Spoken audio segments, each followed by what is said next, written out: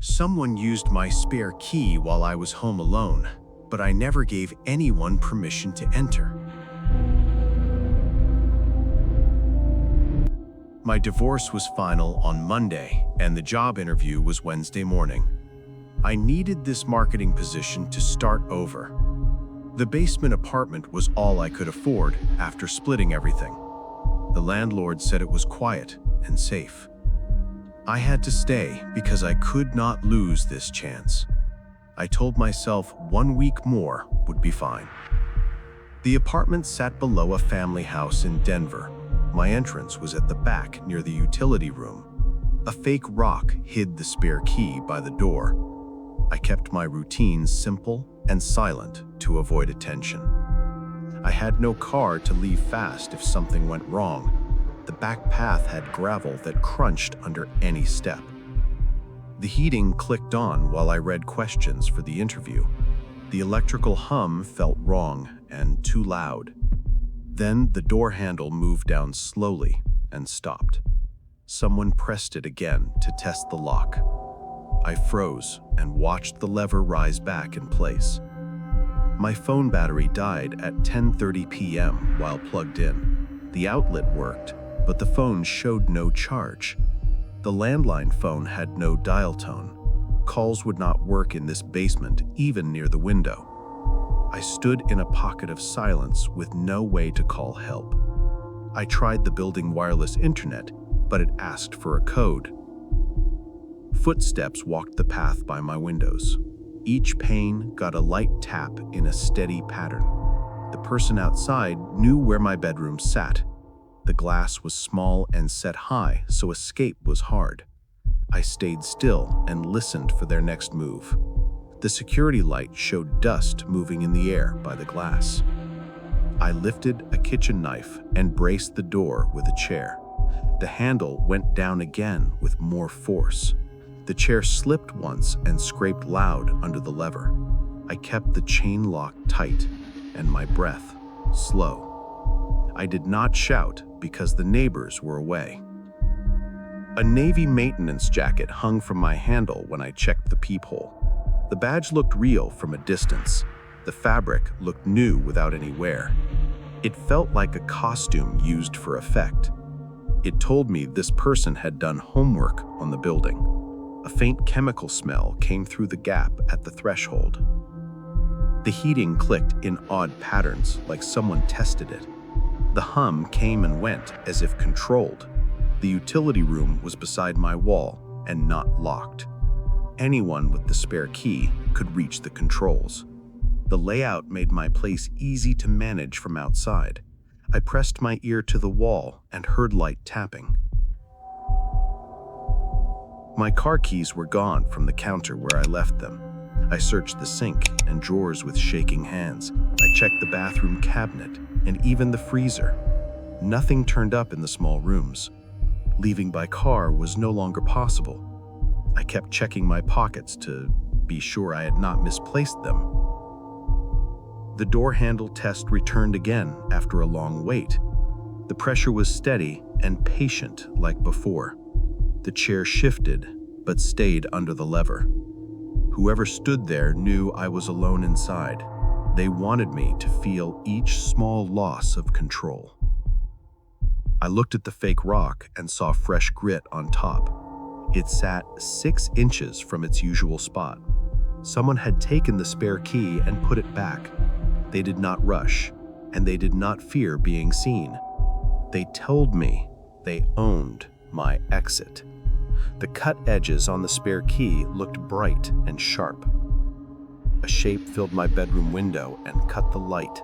The person stood still and waited for a reaction. My breath fogged the glass at the corner. I did not move, and I did not speak. The shadow did not leave for a long time. I stepped back and held the curtain with 2 fingers.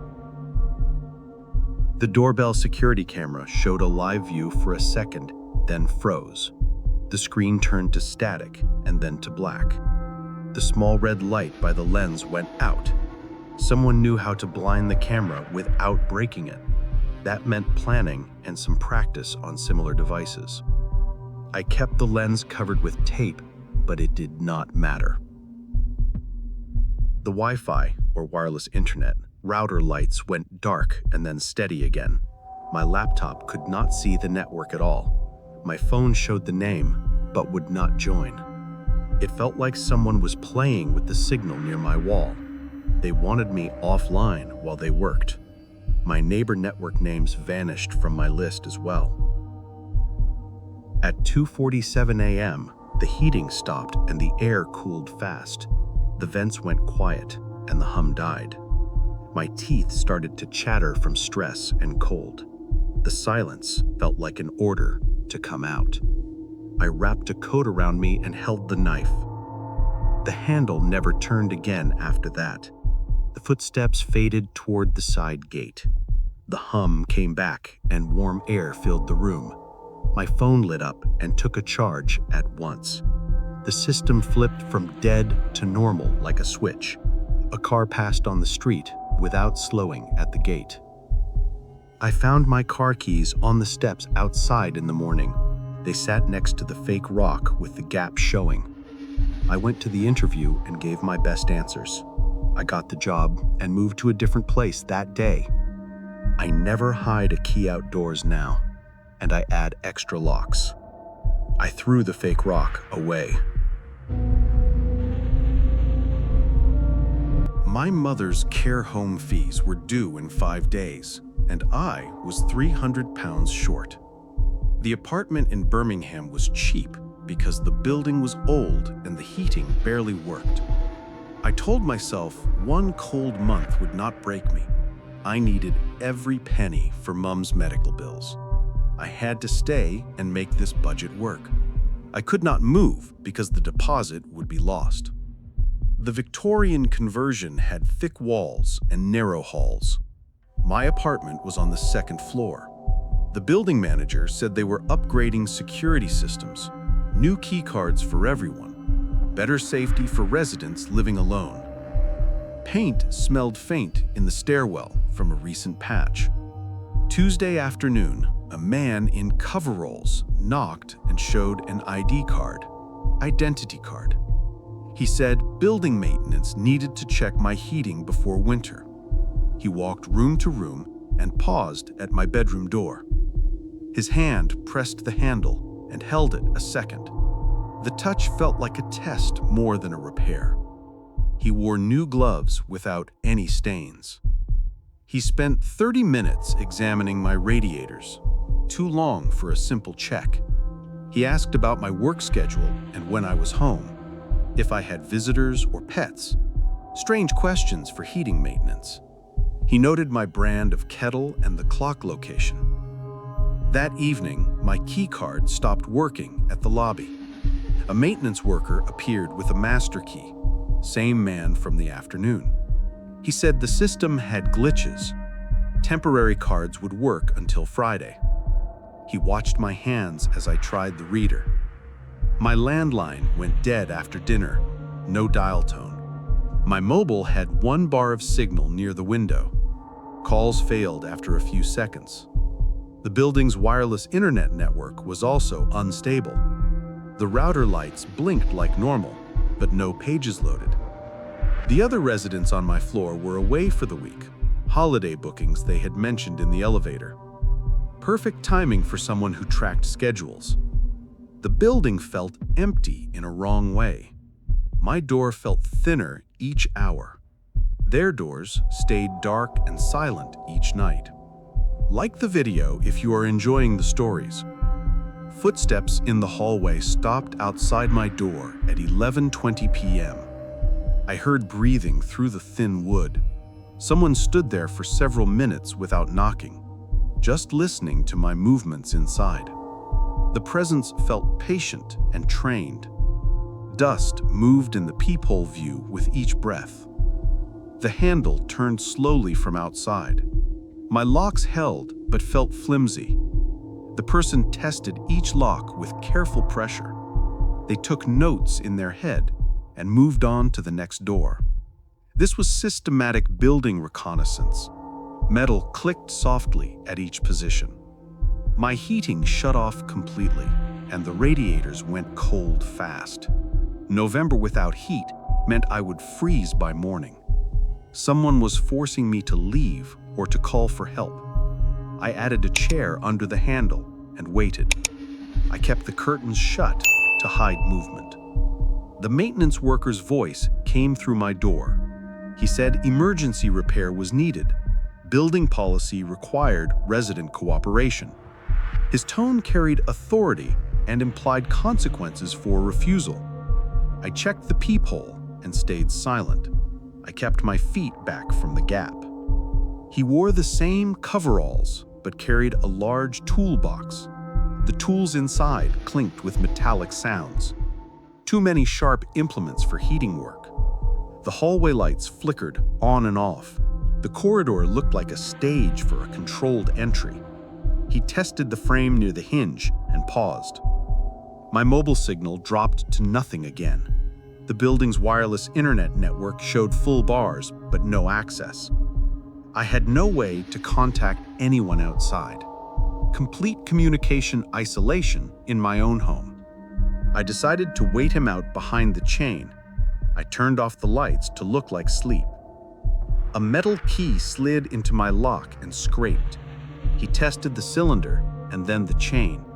The lock held because I had engaged the chain tight. He sighed and walked away slowly. I stayed still and did not speak. Heavy footsteps walked the building perimeter below my window. Someone mapped all possible exits. They checked which windows opened, which walls connected to neighboring buildings. They were building a plan on a schedule. The steps mapped the bins and the fire door. At 3:45 a.m., the heating came back on, and my phone signal returned. The hallway footsteps stopped. The building felt normal again, in a false way, like someone had finished their inspection and set a new date. I kept the chair under the handle until sunrise. Morning brought normal building sounds. Other residents returned from their trips. The maintenance worker disappeared as quickly as he had appeared. I reported everything to the manager and asked for logs. He promised to check access records. I held the cup to stop my hands from shaking. Security cameras showed him entering with legitimate credentials. Somehow, he had obtained real building access. The investigation found he had targeted elderly residents and single women across several areas. They could not tell how he got the keys. The motive stayed unclear even after the police report. The manager's screen showed his entry time with the key. I moved out the following week and changed my habits. I check maintenance credentials twice now and never open my door after dark. I added a secondary bar lock and a door wedge. I learned that authority tone is not proof of authority. I wish I had not learned it this way. They had no image of his face from the angles. The job training program started Monday, and I could not miss it. After 6 months without steady work, I finally had a chance. The duplex rental was quiet and close to the bus line. I had to stay because I could not risk a move mid-training. I told myself the place was fine for now. The basement had its own utility room with washer and dryer. The landlord showed me the spare key. A metal lockbox sat on the gas meter by the side path. The code had 4 digits stamped on a paper tag. He said maintenance might need access for repairs. That first week, I heard footsteps crunch through snow by my bedroom window. The sound moved slow and careful and stopped under the glass. A shadow blocked the security light for a long moment. Knuckles tapped the frame in a light pattern. I held my breath and did not move. My father was getting sicker and the medical bills kept growing. This training program led to a job that paid enough to help him. I studied every night to keep up with the new material. I kept to a strict budget with no car and no extras. I had to make this work. Wednesday evening, the spare key lockbox felt warm to the touch. Metal should be cold in November air. Someone had opened it recently and closed it again with care. The code still worked, but the dial felt off. The mechanism clicked in a new way. A delivery truck came while I was at training, according to my neighbor. She said the driver used the lockbox and walked to my door. No notice was left and no package appeared. The description matched a postal uniform. The story did not match any real delivery. The heating made new clicking sounds that night near the utility room. The furnace cycled in wide swings. Too hot, then too cold in a steady pattern. The door to the utility room had fresh scuffs near the handle. Someone had worked there with tools recently. I opened my security camera application and checked the alerts. Door sensors triggered at odd times in the last 2 days. Front door and back door, and the utility room. The alerts came when I was at training. Someone was testing access points while I was away. The app history showed my smart locks engaging and disengaging. The pattern did not match any schedule I had set. I changed my password and the alerts kept coming. The name of my wireless network flashed and then vanished. I unplugged the router and used data on my phone. A utility reading notice appeared on my door the next morning. The appointment would be on Saturday. I never requested any readings. The number on the notice went to a deadline. I decided to stay home and wait. No utility truck came on Saturday. I watched the lockbox from the bedroom window. Fresh finger marks showed on the metal by the code disk. Whoever used it expected me to be out. The feeling of being studied grew heavier. That evening, the heating stopped and the house chilled fast. I called the landlord's emergency line. No one answered and no one called back. I put on 2 coats and gloves inside my own home. I went to check the furnace myself. The utility room door was propped open with a screwdriver and cold air poured in. Labels were scraped off and the furnace switch sat halfway. My training materials had been moved on my desk upstairs. The pencil lay on the left side instead of the right. The notebook sat open to a page I had not used. Someone had been in my space and read my schedule. They learned when I would be gone. The doorbell security camera captured a figure in winter clothing. The person knew where to stand to avoid a clean face image. They checked the angle and stepped to the edge of the frame. That showed practice with cameras like mine. It felt methodical and cold.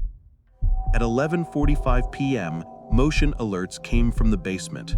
The utility room door opened and closed. Then the furnace area showed motion and then silence. I held my phone and listened to the floor. The air felt tight and thin. At 12:20 a.m., I heard the lockbox lid click open outside. Metal clicked against metal in slow, careful moves. They expected me to be asleep by then. I whispered my address to police and asked for help. Dispatch said weather might slow the response.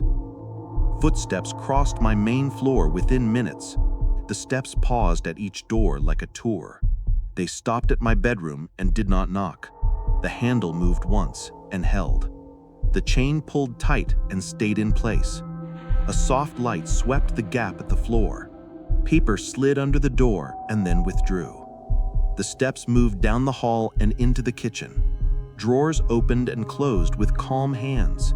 They were comfortable in my home. I stayed hidden in the closet and waited. The footsteps left the same way they came. Police arrived and found marks on the utility door and lockbox. The spare key had been copied and returned. My app showed remote changes from an unknown device. They said an ex-tenant had kept access and still visited sometimes. He knew the layout and the weak points. He used the utility room and the schedule to his advantage. The motive stayed unclear, and that felt worse. I moved within a week to a place with no shared access. Surgery recovery meant I needed a quiet place to heal before my family visited next month. The coastal house rental looked perfect in the photos, isolated enough for rest and a wide view of the ocean. The property manager seemed professional and caring about my medical limits. I had to stay because travel back home felt impossible. The house sat alone on a cliff above a rough shoreline. Nearest neighbors were far away and not visible from the deck. The gate had a keypad and the doors had heavy deadbolts. The driveway curved down into a pocket with weak mobile signal. The setting made help hard to reach. Marcus, the property manager, spent 40 minutes showing me each room. He demonstrated the security system and pointed out every camera. He lingered near my bedroom window latches longer than needed. He asked about my pain level and pill times. His interest felt too close for a stranger. My medication schedule required precise timing. Pain pills every 6 hours and antibiotics twice daily. The routine kept me stable and able to sleep. Marcus said the area was safe and quiet at night. He promised to check in if I needed anything. The house phone rang, with no one speaking, only breathing on the line and a click. The caller identification showed the office number. I called back and reached a recorded message. The timing made my skin crawl. My car would not start that morning. The engine turned over but would not catch. Marcus appeared within minutes and offered help. He said local mechanics were booked solid. He offered to arrange rides if I needed supplies. I checked the doorbell security camera and saw gaps in the feed. The image froze near the bedroom wing and then jumped. The small status light by the lens flickered. It had worked the night before without a problem. I felt like the lens had been touched. I could not walk far without pain after surgery. The nearest house was too far to reach on foot. The road curved along the cliff with blind turns. There was no mobile signal inside the house. The landline was my only reliable call path. A key turned in my front door at 11:45 p.m. while I pretended to sleep. Slow, careful entry and no words. Footsteps moved through the main room toward my bedroom. I held my breath and stayed still under the covers. The door opened a few inches and stopped. Someone stood and watched me for a long moment. A small flashlight moved across my nightstand. The beam paused on the medication bottles. The person whispered my name to test if I was awake. I kept my breathing slow and even. The door closed softly and the footsteps moved away. Cabinets opened and closed in the kitchen. Drawers slid out and back with care. A zipper rasped and then went quiet. The steps returned to the hall and faded. In the morning, I found my phone moved to the kitchen. Location tracking was enabled, and a new app screen was open. My car keys were not on the hook by the door. I searched the house and found them in a laundry drawer. Marcus had access to every room. He arrived with groceries and asked about my pain. He spoke in a gentle voice while marking notes on a clipboard. He stood closer than I liked and smiled too long. I told him I needed rest and shut the door. The security cameras had new angles that pointed at my bedroom window. The hallway camera had been tilted during the night. The house phone line went dead in the afternoon. I pulled the cover and saw a clean cut. A tool had done that cut. No one expected me to call for 2 more weeks. My family had booked flights and would arrive later. I had no car and no signal. I was alone on a cliff with a man who held keys. I felt like a patient under someone else's plan. I found a tiny lens inside a spare medication bottle. The cap held a micro camera that faced inward. The bottle had been moved from the bathroom shelf. The placement let someone watch my use and my sleep. I packed a small bag with documents and cash. At 3:45 a.m., Marcus parked by the gate and opened his trunk. I watched from the dark bedroom and saw rope and plastic sheeting. He laid items on a blanket and checked a list. He moved like this was normal work. Panic pushed me to act. I pulled the fire alarm lever by the kitchen door. The siren filled the house and lights strobed. I climbed out a window onto the deck and down to the path. I moved toward the shore and waved a small flashlight at the water. The cold air burned, but I kept moving. A fishing boat saw my light and called police on their radio. Officers reached the house and found evidence of long planning. The cameras were moved to watch bedrooms and bathrooms. Marcus had files on guests with medical needs. They said similar reports existed from other rentals. The pattern showed access abuse and surveillance. They could not say what he planned for each guest. The motive stayed unclear, and that made it worse. I left with my family and began a longer recovery. I never stay in remote rentals now, and I verify every person with keys. I ask for 2 contacts, and I call both numbers. I bring a door bar and small alarm for travel. I refuse to be that easy to study again. For rental horror stories, watch the video on my channel. Thank you for your support.